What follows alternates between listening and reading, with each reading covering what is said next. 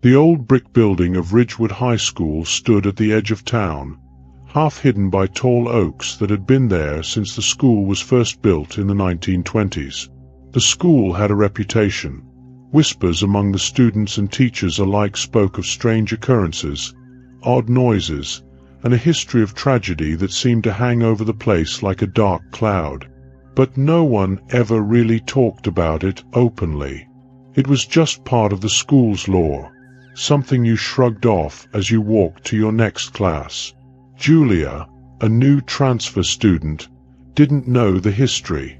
She had just moved from another state and was already feeling the anxiety of being the new kid. But it wasn't long before she started to notice things. It started small.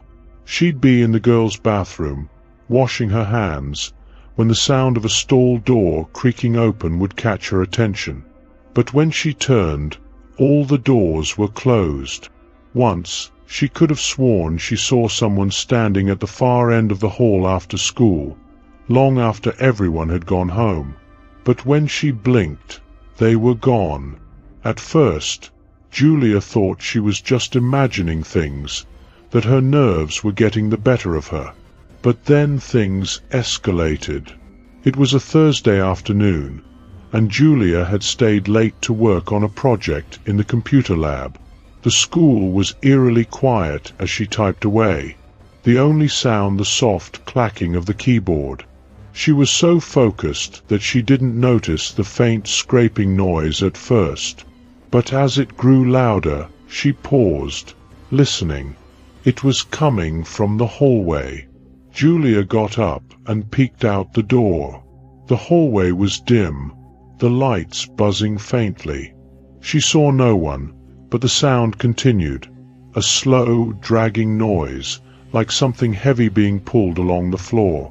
It seemed to be coming from the direction of the old gym, a part of the school that had been closed off years ago after a tragic accident. They said a student had died there, though no one knew the full story. Heart pounding, Julia told herself it was probably just the janitor, but curiosity got the better of her. She followed the noise, her footsteps echoing in the empty corridor. As she got closer to the gym, the sound stopped abruptly. The silence was thick, almost suffocating. She hesitated at the entrance to the gym, the doors chained shut with a rusty padlock. But then, just as she was about to turn back, she heard a faint whisper. Her name, Julia, spoken softly, almost gently, from the other side of the door. Her blood ran cold. There was no way anyone could be in there. The gym had been sealed for years. She backed away slowly, her breath coming in shallow gasps. When she got home that evening, Julia couldn't shake the feeling of being watched. She checked every corner of her room before finally going to bed, but sleep didn't come easily. She kept replaying the whisper in her mind, the way it had sounded so close, as if someone had been standing right behind the door. The next day at school, she tried to act normal, but her friends noticed she was quieter than usual. During lunch, she mentioned the incident to them, half expecting them to laugh it off, but instead, they exchanged uneasy glances. "You don't know, do you?" One of her friends, Emily, said quietly. "About the gym?" Julia shook her head, her mouth dry. Emily leaned in closer. "They say a girl died there, back in the 80s. She was locked inside during a fire drill. No one knows how it happened, but by the time they realized she was missing, it was too late. They never reopened the gym after that. They say her spirit never left." Julia felt a chill run down her spine. "But that was years ago," she stammered. "But some people think she still haunts the place. People have heard things, like whispers or footsteps, when no one's around." That night, Julia couldn't stop thinking about the girl in the gym. She tried to tell herself it was just a story, that there was nothing to be afraid of. But deep down, she knew something was wrong. The following week, Julia stayed late again, this time determined to face her fear. She had to know if what she heard was real or just her imagination. She brought a flashlight with her, tucked into her backpack, and when the school emptied out, she made her way to the old gym. The corridor was darker than she remembered, the lights flickering as she walked. When she reached the gym, she hesitated for a long moment before shining the flashlight on the padlock. It was old, the metal rusted, but it didn't look as secure as she'd thought. With a deep breath, she pulled at the chain, and to her surprise, it came loose with little effort. The door creaked open, revealing the dark, musty interior of the gym. Julia stepped inside, the air thick with dust and the scent of mildew.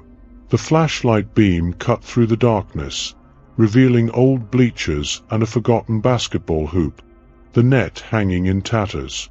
She felt a strange pressure, like the air itself was pushing down on her. She was about to turn back when she heard it again, her name whispered from the shadows. This time, it was followed by a soft sobbing, so quiet she almost missed it.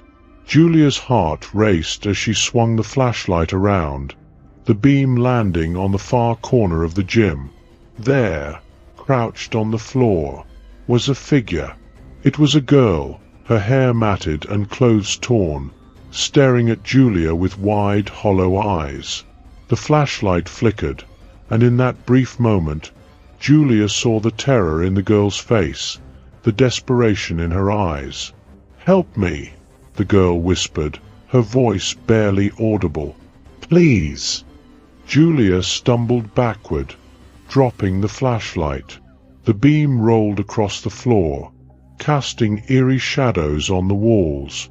When she looked up again, the girl was gone. The gym was empty, but the sense of dread remained, heavy and suffocating.